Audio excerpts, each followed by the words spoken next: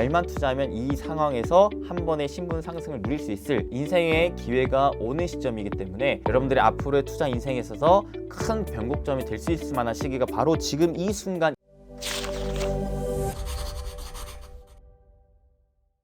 오늘의 주제는 어떤 거예요?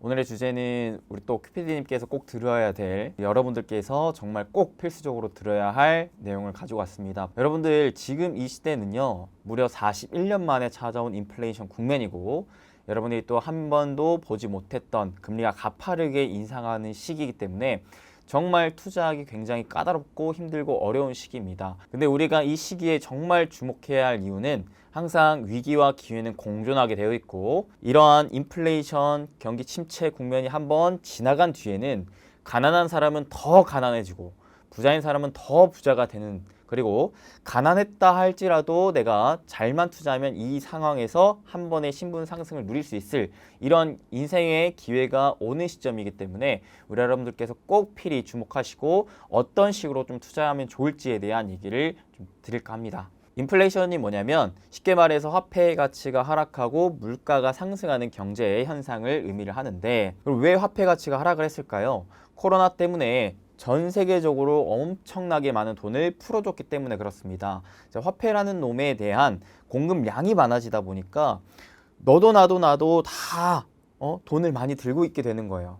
그러면은 그 가치는 점점 하락을 하게 된 거고, 그리고 돈을 많이 푸니까 사람들이 뭘 하게 돼요? 소비를 하게 되죠. 그래서 내가 굳이 막 필요하지 않은 것도 좀 과소비하게 되고 명품을 막 사게 되고 이러한 소비가 굉장히 늘어나게 됩니다. 근데 이런 상황에서 한 가지가 더, 바로 공급망에 대한 대란이 터져버리게 된 건데요. 코로나 때문에 많은 기업들에서 공장을 잘 가동시키지 못하다 보니까 어때요? 공급이 축소가 되면서 물가는 더욱더 가파르게 올라가는 현상이 나와버리게 된 겁니다. 그래서 41년 만에 역대급 인플레이션이 찾아온 것이고, 이를 어떻게 해서든 막고자 지금 전 세계는 또다시 어떠한 국면으로 흘러들어가고 있느냐? 바로 금리 인상 국면으로 흘러들어가고 있다는 겁니다. 금리를 왜 올릴까요? 금리를 올려버리게 된다면 사람들은 아무래도 소비 욕구가 줄어들게 될 것이고, 특히나 대출을 끼고 부채를 끼고 해서 투자를 했던 것들도 많이 자제가 될 것이기 때문에 전체적인 화폐 가치의 또 안정화를 이끌어낼 수가 있겠고, 이러한 상황에서 여러분들이 꼭 아셔야 될 게 뭐냐면 지금 인플레이션 국면과 금리 인상 국면이 겹쳐 있는 상황이기 때문에 내가 지금 현금을 가지고 있는 상태에서 아무것도 하지 않는다면 나는 그냥 가만히 있는데도 손해보는 거예요. 화폐의 가치는 점점 떨어지는데 물가는 올라가니까 내가 갖고 있는 화폐의 가치가 계속해서 떨어지는 것이기 때문에 가만히만 있으면 계속 손해를 보는 구조라는 겁니다. 그러니까 여러분들 돈 모을 시점에 지금 상황에서 가만히 있으면 안 된다. 어떻게 해서든 투자를 해서 이 현금을 좀 굴려야 된다 라고 좀 말씀드릴 수가 있겠는데요. 그러면 어떠한 부분에 투자를 하는 게 좋겠느냐를 말씀드리기 전에 우선적으로 여러분들이 하나 좀 체크를 해야 될 게 뭐냐면, 지금은 금리 인상 국면이라고 그랬습니다. 금리 인상에서 여러분들이 앞서서 인플레이션 국면에서 또 많은 투자를 하셨던 분들이 또 주의를 하셔야 될 게, 대출을 많이 받으셨을 거예요. 근데 대출을 받은 상황에서 한 가지 여러분들이 더 큰 손해를 막고자 뭐부터 방어를 하시는 게 좋겠느냐? 고정금리 말고 변동금리의 상품의 대출을 받으신 분들은 점점 그 대출 상환에 대한 부담이 더 커질 수가 있기 때문에 웬만하면 세 가지에 대한 기준, 첫 번째는 고금리, 그 다음에 두 번째는 변동금리, 마지막으로는 중도 상환 수수료가 없는 이러한 상품이 여러분들 대출 상품 중에 있다면 이런 것들 우선적으로 먼저 상환을 해 놓는 게 손해를 좀 줄이는 첫 번째 지름길일 것 같고요. 그럼 두 번째로, 방어를 해냈다면 공격을 해야 되겠죠. 근데 공격하기 굉장히 어려운 국면이기 때문에 굉장히 신중하게 공격을 해야 되는데, 자, 어떤 곳에 투자를 하는 게 좋겠느냐? 첫 번째, 여러분들 이러한 인플레이션 국면 때 가장 또 주목받고 있는 투자가 바로 금 투자입니다. 왜냐하면 상대적으로 현금의 가치가 떨어지는 만큼 실물 자산에 대한 가치가 높아지기 때문에 그런데요. 대표적인 실물 자산이라고 불리면서 안전 자산이라고 불리는 게 바로 금이기 때문에 금 투자를 많은 사람들이 하게 됩니다. 그럼 금 투자를 어떻게 하면 좋겠느냐?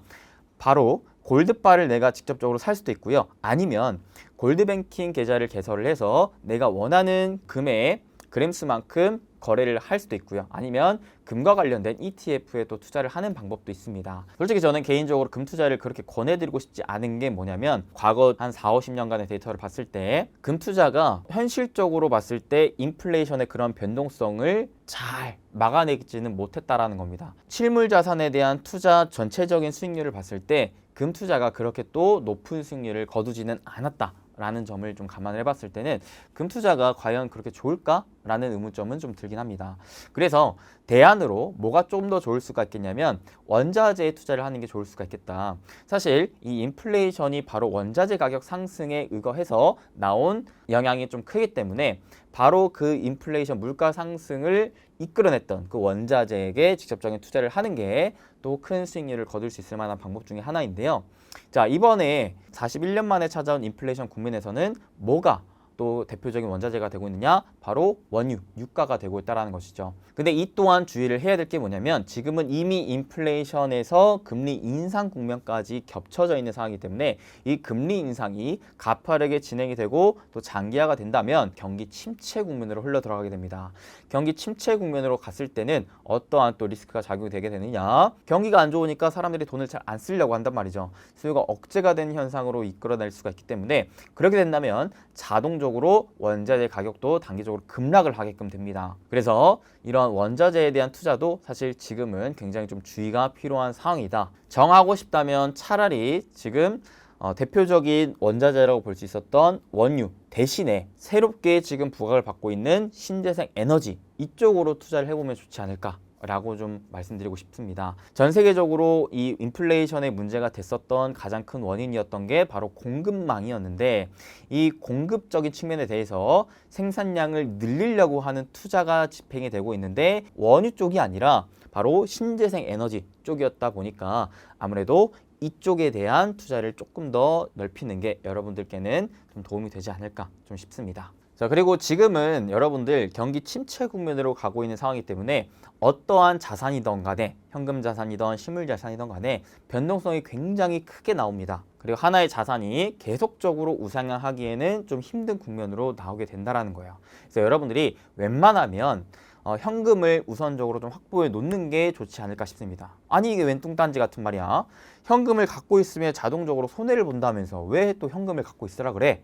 현금을 투자 관점으로 진짜 그냥 가만히 있을 생각으로 가지고 있으라는 게 아니라 언제 어디서는 내가 적시적소에 쓸 수 있게끔 하는 유동성 자산으로 마련을 해놓으라는 이유입니다. 그렇게 내가 이때는 이거, 이때는 이거, 이때는 이거 딱 바로 즉각적으로 유동적인 투자를 하기 위한 현금 물량을 확보해 놓아야지만이 지금 같은 국면에서는 여러분들의 자산을 좀 불릴 수가 있는 부분이기 때문에 현금을 꼭 확보를 해 두시는 게 좋겠다 말씀드리겠고요. 나는 이런 것들이 너무나 즉각적으로 빠르게 하기가 힘들어 하시는 분들은 오히려 주식에 묻어 놓는 것이 좀 좋지 않을까 싶습니다.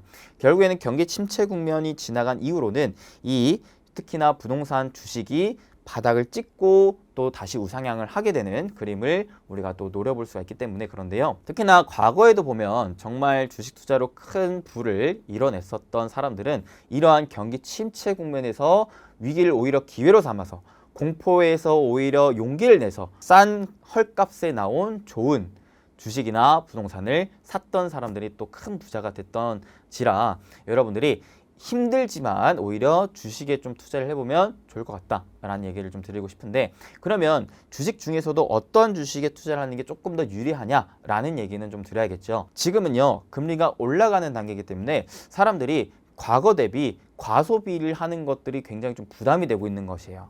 왜냐하면 내가 꼭 써야만 하는 필수 소비재를 쓰기에도 굉장히 부담이 되고 있는 상황인 거거든요.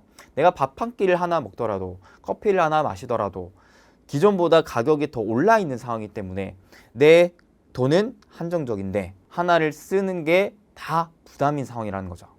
그래서 내가 정말 필요한 것에 돈을 쓰게 되지 추가적으로 나의 욕구를 충족시키기 위한 소비는 많이 자제할 가능성이 높다라는 것이죠. 그래서 이런 것들을 좀 종합적으로 봤을 때 어느 기업이 좀 유리할까? 첫 번째로는 일단 현금성 자산을 많이 확보한 상황에서 부채가 무엇보다 적은 기업이 좀 유리합니다.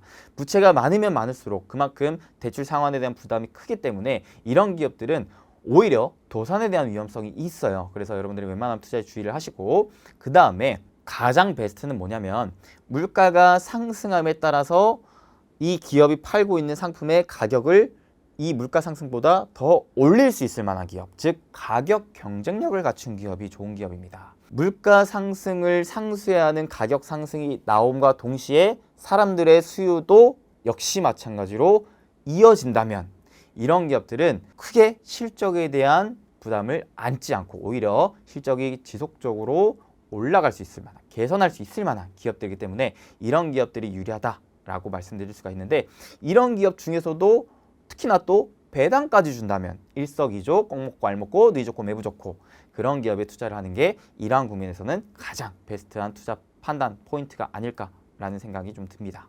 그래서 대표적으로는 제가 예전부터 정말 이거는 10년 만에 찾아온 기회의 기업이다 라고 말씀드렸던 게 바로 식품주였죠.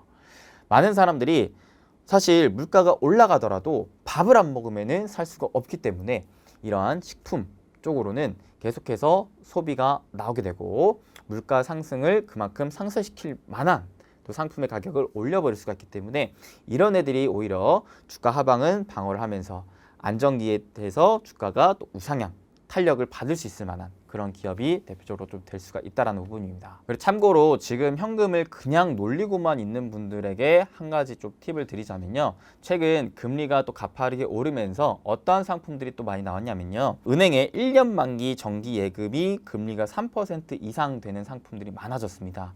그리고 증권사에서 나오는 상품들은 금리가 또 4% 이상 되는 상품들도 있고요.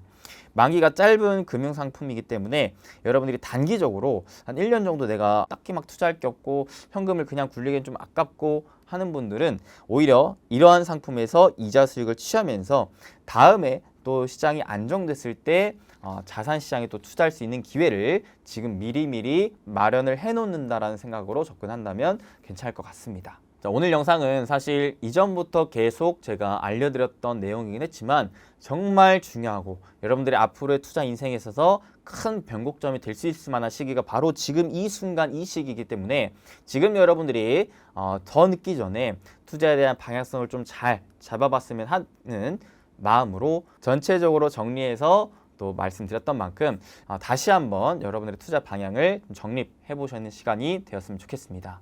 그리고 투자를 하시다가 여러분들이 막히고 모르겠고 좀 고민되는 것들이 있다면 혼자 끙끙 고민하지 마시고요. 네이버 투자TV 카페에 또 놀러 오시면 수빈쌤의 상담소 코너가 있습니다.